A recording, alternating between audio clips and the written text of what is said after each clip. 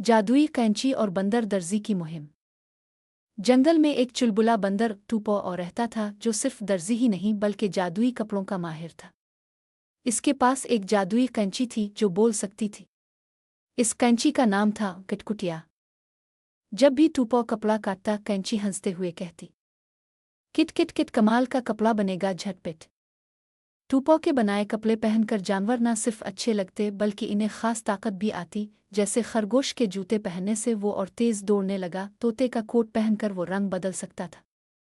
एक दिन जंगल में शोर मच गया। लूमड़ी की मलिका ने ऐलान किया, जंगल में सबसे अच्छे दर्जी को शाही महल में बुलाया जाएगा, जहां इसे बादशाह के लिए जादुई लिबास बनाना है।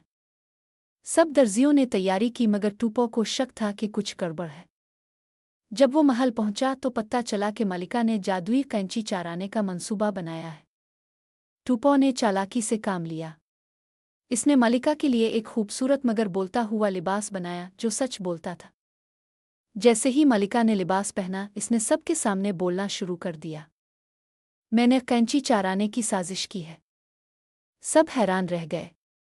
बादशाह ने हंसकर कहा, टूपो, तुम सिर्फ दर्जी नहीं बल्कि जंगल के सबसे अक्लमंद बंदर हो। टूपो को और जंगल का शाही दर्जी बना दिया गया और अब वो जंगल के हर कोने में जादू और दोस्ती के धागे बांधने लगा।